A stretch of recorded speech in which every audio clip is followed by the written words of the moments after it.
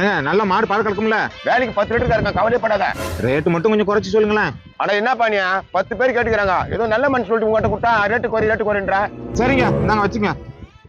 கரெக்டா இருக்குதுல்ல? கரெக்டா இருக்குங்க. சரி வரம்பா. என்ன மாட்டை பிடிச்சி போன அந்த ஆளு இன்னும் ஆளு காணோம். மோ அப்பா எங்க? அந்த உடம்பு சரியில்லை மாடு அதை வித்துட்டு வரணும் போனாரா?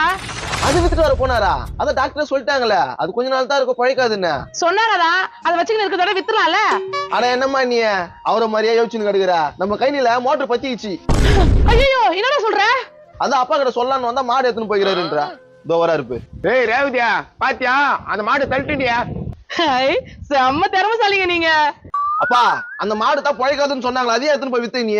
பழைக்காதுன்னு சொல்லிட்டாங்க, அதை பணமாக்க தேவையில்லையா? அப்ப அதை வாங்கினவன் ஏமாந்தான்ல, அதனால கதை. அவன் எப்படி போட்டான், எனக்கு நான் வச்சேன் கேன ஏமாட்டான். 10 லிட்டர் பால் கறக்கணும் சொல்லிட்டேன். இதெல்லாம் ஒரு சந்தோஷமா உனக்கு? சரியா நம்ம மோட்டர் பத்திக்கிச்சு. ஐயோ என்னடா சொல்ற?